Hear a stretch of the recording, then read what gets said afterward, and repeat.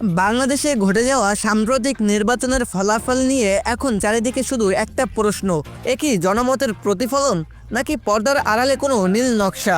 যে ফলাফল আমরা দেখছি তা কি সাধারণ মানুষের ভোট নাকি ভোটের ফলাফল জাস্ট উল্টে দেওয়া হয়েছে? আজকের বিশেষ প্রতিবেদনে আমরা বিশ্লেষণ করব কিভাবে তারেক রহমান ও হাসিনা প্রশাসনের এক অদৃশ্য মেরুকরণে মাঠ থেকে ছিটকে গেল জামায়াতে ইসলামী। কেন বলা হচ্ছে এই বিজয় বিএনপির নয়, বরং এটি হাসিনা ও মোদির এক সুদূরপ্রসারী মাস্টার প্ল্যান। আমাদের সাথেই থাকুন, কারণ আমরা উন্মোচন করতে যাচ্ছি পর্দার পিছনের আসল সত্য।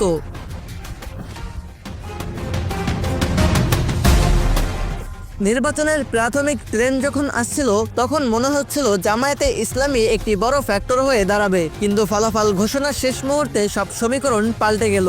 অনেক আসনে জামায়াতের প্রার্থীরা এগিয়ে থেকেও হঠাৎ পিছিয়ে পড়লেন। নির্বাচন বিশেষজ্ঞদের মতে প্রশাসনের একটি বিশেষ অংশ অত্যন্ত কৌশলে ফলাফল সমন্বয় করেছে। প্রশ্ন উঠছে, কেন তারেক রহমান শেষ মুহূর্তে তার নরকৌশল পরিবর্তন করলেন? বাস্তবতা হলো, মাঠ পর্যায়ে ভোটাররা যখন ব্যালটে বিপ্লব ঘটানোর প্রস্তুতি নিচ্ছিল, ঠিক তখনই উপর মহলের নির্দেশে পাল্টে গেল ডিজিটাল টেলি। এটি কেবল হার জিতের লড়াই ছিল না, এটি ছিল অস্তিত্ব টিকিয়ে রাখার লড়াই। রাজনীতির ময়দানে কেউ কারো চিরস্থায়ী শত্রু নয়। শোনা যাচ্ছে তারেক রহমান এবং প্রশাসনের মধ্যে একটি অদৃশ্য সেতু তৈরি হয়েছিল। কেন? জামায়াত যদি বড় শক্তি হিসেবে আবির্ভূত হতো, তবে বিএনপি এবং আওয়ামী লীগ উভয় দলই তাদের একক আধিপত্য হারাতো। পশ্চিমা বিশ্ব এবং প্রতিবেশী ভারতের কাছে জামায়াত মানেই রেড সিগন্যাল। হাসিনা প্রশাসনের অভিজ্ঞ আমলারা জানতেন কিভাবে সংখ্যা তত্ত্ব নিয়ে খেলতে হয়। তারা এমনভাবে চক সাজিয়েছেন যেখানে বিএনপিকে আসন দেওয়া হয়েছে ঠিকই, কিন্তু জামায়াতকে রাখা হয়েছে ক্ষমতার কক্ষপথের বাইরে।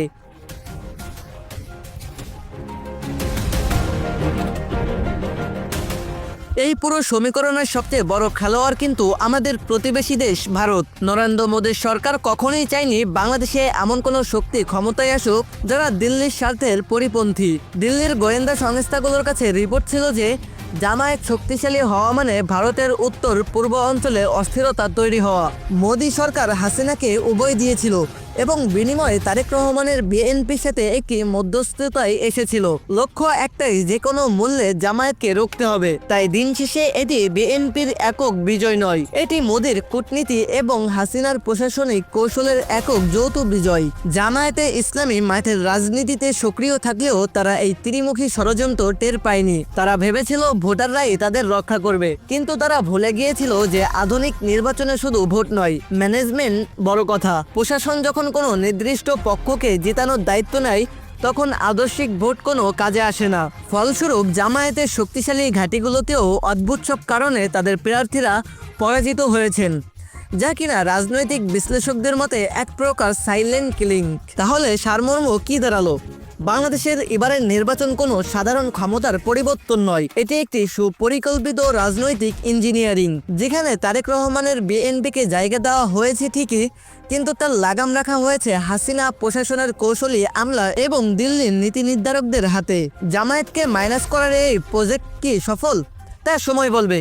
তবে সাধারণ মানুষের মনে প্রশ্ন থেকে গেল, আমাদের ভোটের মূল্য কি শুধু কাগজের টুকরো নাকি ক্ষমতার দাবার গুটি? আপনাদের কি মনে হয়, এই জয় কি সত্যি জনগণের, নাকি এটি হাসিনা মোদি তারেক সমীকরণের এক নীল নকশা? কমেন্ট করে আমাদের জানান। আজ এই পর্যন্তই, দেখা হবে পরবর্তী প্রতিবেদনে। ধন্যবাদ। আসসালামু আলাইকুম ওয়া রাহমাতুল্লাহ।